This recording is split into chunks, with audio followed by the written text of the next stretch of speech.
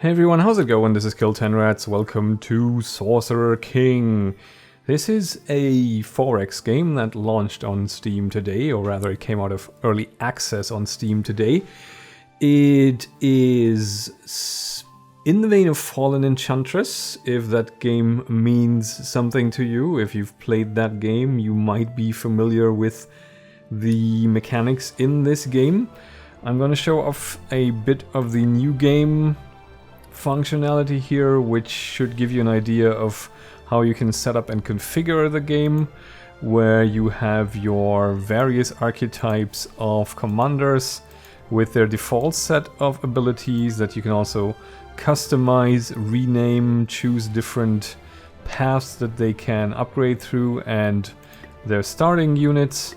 So lots and lots of customization options, and also quite a few options to, you know, just set up the world in a different way and play that way.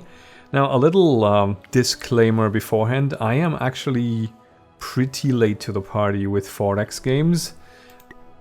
I have actually also not played Fallen Enchantress, so I'm basically just giving you this as context information without actually knowing the game. What I want to do for this playthrough is just start off with the campaign and, you know, take it, you know, as the story unfolds, because this game has its own narrative. And yeah, if you want to learn something from my playthrough, you will probably not learn from my brilliant strategical analysis. You'll probably learn more from the blunders and mistakes I am inevitably going to be making. If that's something that will infuriate you, you should probably check out a video by someone who's more competent at strategy games than I am. In any case, the Sorcerer King has already conquered the world. Now you sense he is seeking more. Your sensitivity to magic has given you insight to his next move. The Sorcerer King is now building up the necessary power to cast the spell of Making. When cast, this spell will convert all life in the world into elemental magic that will fuel the Sorcerer King's quest for godhood. The time until this doom can be sensed by you. You must gather allies and send a strike force to his distant fortress and defeat him before it is too late. I'm gonna go with normal difficulty. It's probably gonna kick my ass a fair bit, but hey, you know, no pain, no gain. We want to learn something here. Begin a new adventure. That sounds exciting. Let's do it.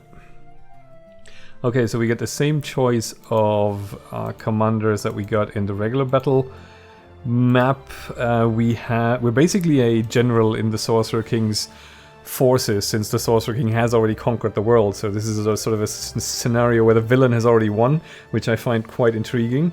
Martin here seems to be your run-of-the-mill warrior type. The Tyrant is sort of a very intriguing character to me. Because he's basically the lesser evil. I'm kind of intrigued by him. I don't like his name though. Krognar somehow doesn't do him all that much justice, so we're gonna give him a more fitting name. I'm gonna name him Malakane. I don't know. It's somehow mix up of various Warhammer lore figures in one name. I always kind of default to that for my evil characters.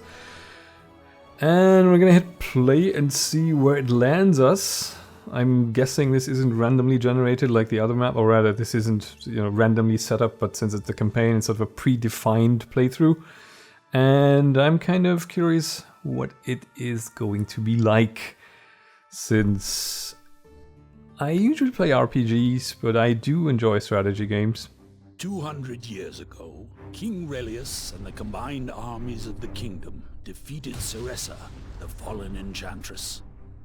Peace was at hand, but it would not last. A new threat arose in the east, one that would soon swallow the civilized world. The Sorcerer King and his minions seek to destroy the shards of magic, consuming their power. With it, he will become an immortal, extinguishing all other life on this world. It is up to you, Sovereign of Altar, heir to Relius, wielder of the Forge of the Overlord, to stop the Sorcerer King before it's too late. So there we are, you know. Ladies and gentlemen, you have your mission. You are Malakain, Overlord of Attica. Cast from your clan for using channeling abilities for petty theft, you settled in Attica and quickly rose through the criminal underworld. By the time you seized control of the city itself, a greater threat to your power awaited. The Sorcerer King. He has something sinister planned for this world. How did you prepare? I dedicated my efforts to training the meanest army. I prepared for magical combat. I gathered knowledge of my enemy's weaknesses. I think I gathered knowledge. Frustrated at how little your scouts knew about the wider world around Attica, you bent your energies towards gathering intelligence. I sent volunteers to spy on the Sorcerer King's activities. I captured and tortured some of the Sorcerer King's minions. No, I just remembered I did something else instead. No, volunteers. I don't think we're doing volunteers. We capture and torture. The little ones called Darklings proved easy to lure into a trap rigged with spoiled meat. Tasty. Once captured, aggressive interview techniques, that's a nice way to put it, revealed that they knew little, only of the importance of shards to their master. A study of their anatomy and the way they reacted to fire did at least lead your scholars to several ideas for more effective magical attacks. Their deaths will not be in vain. Touching. Malakain's ruthlessness, and now the time has come to replace the Sorcerer King's sinister rule with your own. You must expand your realm, protect the shards of magic, and explore the world. You may find it useful to seek out allies to assist you in your fight, though be wary, they will have designs of their own. Eventually you will have to confront the Sorcerer King himself and halt his evil plans once and for all. +1 cruelty, the path you chose leads to new quest choices and interactions. +30 lore, lore is required to unlock spells, and shard map, reveal an elemental shard. Okay. Choose a name for the settlement. Attica, I guess we're gonna go with the lore name here. A quest begins. There is peace now, but it won't last. The shards of magic must be saved. Left click to select your army, then right click on a nearby tile to explore surrounding land. Can zoom out a little, that turns it into a sort of an overland-ish map. And we can Nafas the Warlord's army. Okay, so this is Nafas, and he is looking very friendly. The infamous sinister hero of a forgotten people, skilled in the dark magics necessary to reclaim this world. I like that everything sort of has its little own lore snippets, and the graphical presentation is quite pleasing. All in all, like very, very intriguing game to me so far. I hope it'll hold water. Like, I hope it'll be enjoyable to play and to watch, of course. Right, we have a treasure chest right here and a humble inn. So let's check out that chest. We find minor mana potion, flawless iron, and cedarwood oil. And after that bit of hard toil, we will of course resort to the inn. Gumshoe, you stumble into an inn on a dark and stormy night. Really? Inside, the landlord rushes up to you, his face pale. There's been a murder, he breathlessly reports. I'm going to solve that murder, that's what I'm going to do. I'm going to find a safer inn, that's what I'm going to do. I'm going to solve that murder, of course. If anyone kills people here, it's going to be me.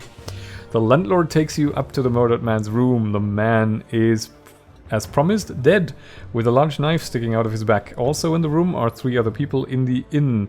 A maid, a retired colonel, and a nervous traveling knife salesman. I guess we're playing Clue now. You shrewdly ask them who murdered this man. All agree that it was probably the nervous traveling knife salesman. I get the worst blackout sometimes, he confirms, and then wake up covered in blood. He adds, covered in blood. Oh, wow. Oh god, really? We'll accuse the nervous traveling knife salesman. You point at the man who obviously did it, and he allows himself to be led away by the authorities. However, as he's being led out, he turns to you and says, if you can get me out of this, I can get you a screaming good deal on some knives. Lock the villain up, lock him up and take his knives anyways. Lean in and whisper that he can offer a lot more than that. Well, we're greedy. You tell him you might forget his sins if he's willing to sign up for your cause. +5 Doomsday counter. The Sorcerer King's progress towards casting the spell of making. The spell is cast all is lost. Right. We gain wisdom, we gain scoundrel, a bit of progress on that path. And we gain the former knife salesman. That's hilarious. Every 10 turns, the Sorcerer King's progress towards casting a spell of making is reflected by an increase in the Doomsday counter here at the top of the screen. The spell is cast, all is lost. Okay, and this was the quest begins. What's this? New event, resources in your territory can be built on. Let's see what it is. A shard, build a shrine here to gain mana, lore, or sovereign XP. Resources must be within your territory before you can build on. Territory is like this radius here, I guess. I'm guessing it will expand as our city grows. So let's build a shrine here. The shard is yours. Use the Manage Magic Orb on the right edge of the screen if you wish to adjust how much magic is channeled towards mana, lore, and sovereign skill. And we gain sovereign skill points. Okay, so this is the channeling thing. We can adjust this if we want to. Interesting. I will leave it at the default for now. Let's check out our city. What can we do here? City details. From each city you can train units and build city improvements. Mouse over your city's resources to see how food production, essence, and thralls affected. Thralls. The higher the Doomsday counter, the more citizens surrender their will to the Sorcerer King. Each thrall consumes 1 logistics point. Oh, interesting. Okay, so it definitely is a race against time. This is city growth. Okay. Through population gain, I think we might... Okay, we can build buildings and we can train troops. And I guess they're probably mutually exclusive. Produce magic. Okay, we can use the city to bolster our magic gain. I feel like the best thing we can get long term out of our time investment at the start is more cities, so I'm going to train up some pioneers. Can speed up production with our mana, but we don't have enough for that, and I don't think it's probably wise to go all in just yet. We can research a spell. We can research heal, freeze, pillar of flame. Okay, some damage. Curse, cloud walk, harvest forest, ruin a target forest. Create wood-related crafting ingredients. Okay, yeah, there's also crafting. Okay, there is a spell that actually lets you manipulate city growth as well, but I guess it's not available right away in the start of the campaign, because otherwise I would have taken that. Heal sounds like a pretty good one. City enchantment adds +1 fire attack to all allied units when fighting in the player's zone of control. Teleport is of course very convenient. This is all immediate damage, which seems a little direct for my taste right now. 2 turns to research. No turns to research. And no turns to research. This is actually pretty cheap. Let's go with this one. A new spell has been discovered. Freeze. Target enemy army is -2 initiative and immobilized. Okay. And this is also... Where was the other one with no turns to research? Okay, it wasn't. Okay, this basically changes our selection now. Target unit gains experience at a 25% faster rate for 8 turns on research. Since it is a race against time, this strikes me as fairly useful. So we're gonna research that one. We have idle units. Let's check where we can move. Bandit camp, okay. A humble inn and another treasure chest. Let's go for the other treasure chest.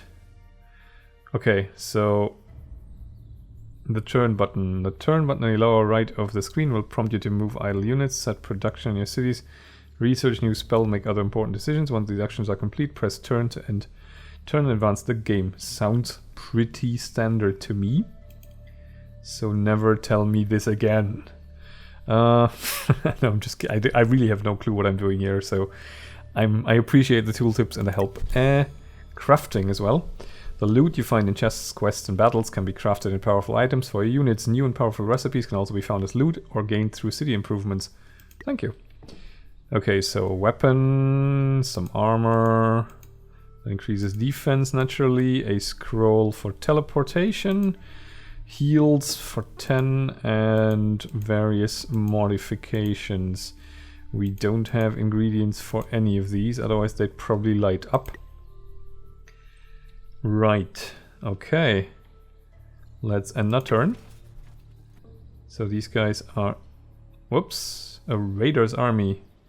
Click the report button on the top left of the screen to view your active quests. The active quests at the start of the game guide you through the most common ways to build your strength and defeat the Sorcerer King. Okay.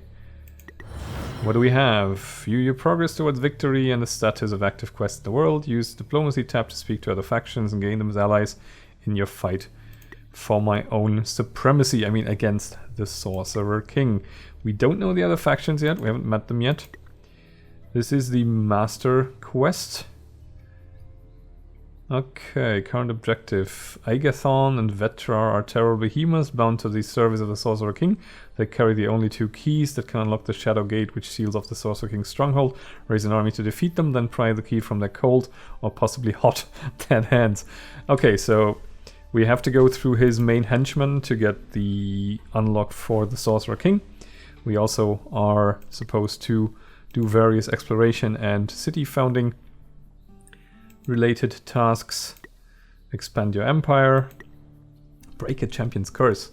When the Sorcerer King swept over these lands, he defeated the greatest champions that stood against him. By then, turning them into horrific statues, he hoped to communicate a message to those who might think to oppose him. I will turn you into a rock, the message reads.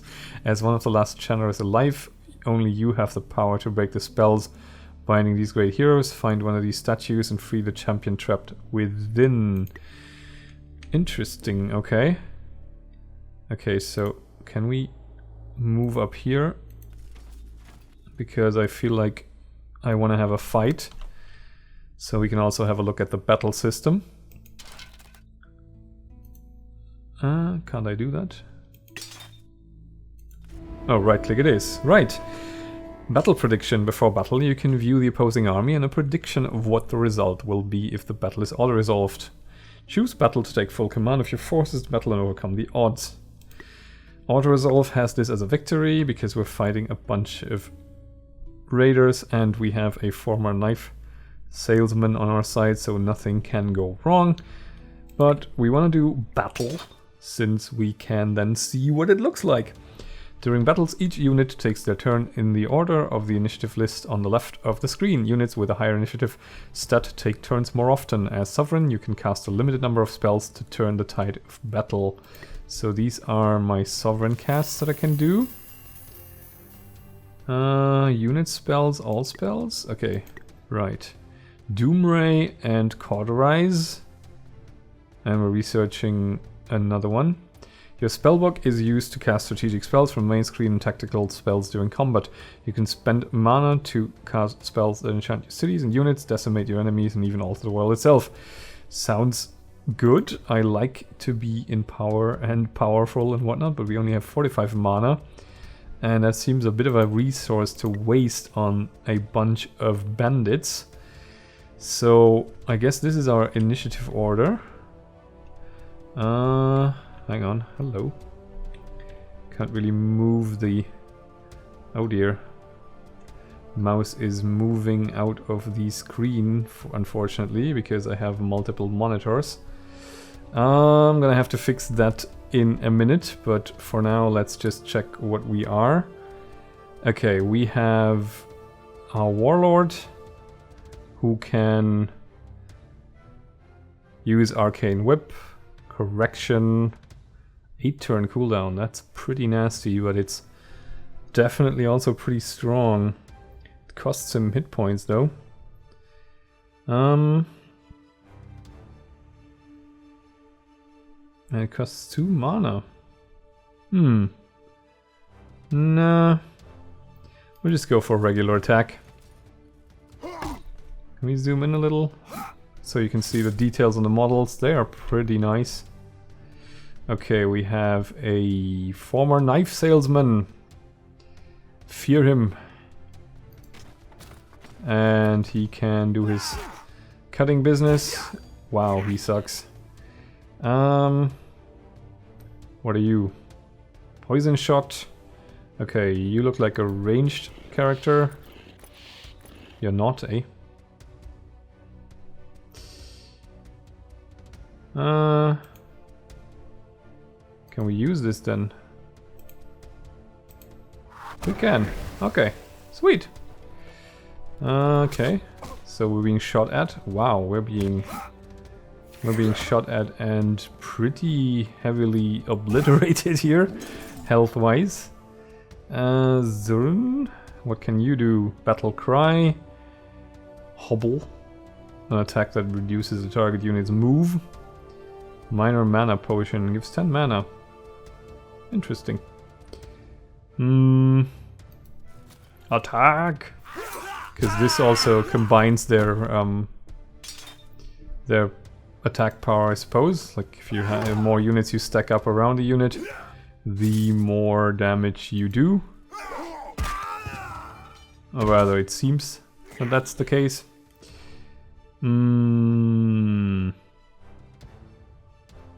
Okay, let's get you here.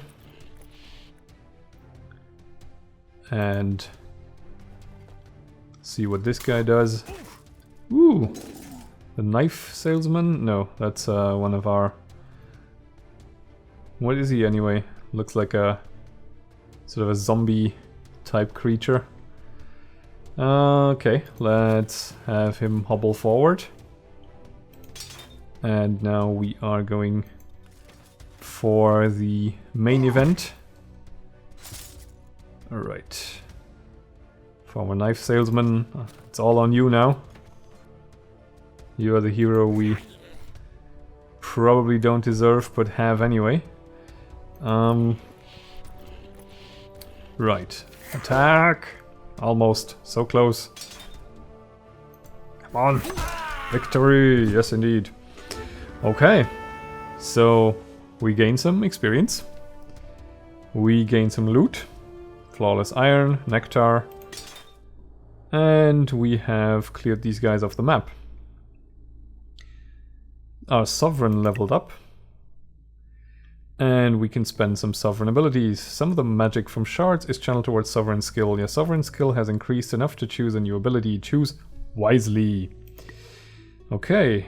Malevolence unlocks the Drain Shard spell, which destroys any shard in your territory, draining 300 mana from it instantly, increases the Doomsday counter by 50. Whoa, okay. These seem to be different depending on who you play, actually. Like the setup is different. Your sovereign. I tested this a little with the good guy warrior commander. I forget his name, Marius or Marcus or something. And he had a different type of setup. Militarization unlocks officer barracks and Urkson hovels, allowing spearmen and Urkson units to be trained in a city. Or we can cast an additional spell in battle. The enemy reveals position of the Sorcerer King. Must have clairvoyance. Okay, so let's see where this eventually leads us. Demonic Reinforcement sounds nice. Unlocks the Armageddon spell, which spawns demonic units on the map that are outside your control. Wow, this is this sounds interesting. I think we're gonna go with militarization because it seems to be the most I don't know, army related, or rather the most like immediately effective one on our well-being in the game on a strategical level. Okay, how does it work with replenishing health on the units though? Can we? Okay, we can also set them to automatically explore. And if we move them into a city, can we... Whoops! Hi, boss! Sorcerer King, we are your friend. Word has reached me that you have sent armed men out into the wild. Keep an eye on your minions. They must not interfere with my plans. Now then, is there anything you need? Yes, Sorcerer King, I could use some additional supplies. Of course, what gift can I give thee today? And what is the price for this aid, Sorcerer King? None at all. I merely ask you to keep your people alive and healthy. Whether they're happy or not, I'll leave to your judgment. They don't even need to be that healthy, if I'm being totally honest. Very well, I could use some supplies. I could use crafting ingredients. Miscellaneous treasure would be nice. I could... some help butchering these bandits. Yes, this is something I deeply approve of. I shall detach a section of Darkling warriors to your command. You will find them quite adept at dealing with bandits. But that seems to up our doomsday counter if we take his health. Okay. Right, what can we do in the city? Is there anything we can do with our troops in the city to replenish health? I don't believe there is. Okay. Let's see here. How are they doing right now? They are being garrisoned. Okay. Let's end our turn for now. Okay, it seems like the other factions were acting. And...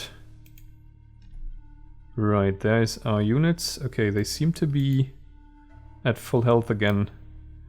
Pioneers can expand your kingdom by settling a new city or building an outpost. Cities can train units and build improvements. It can only be built on tiles with yield icons. Outposts can be built almost anywhere and are most useful for claiming shards and defending your land. Okay. Okay, let's take all these guys. Do we have the Pioneer already? I don't think the Pioneer is done yet. I guess that's the production progress. Okay, let's move our army over to here. We have a looter's army. And we have another treasure chest. Okay, I'm going to end that particular turn here. I'm going to also save the game. And I will continue this in the next video. I thank you very much for watching. I will catch you next time. And bye for now.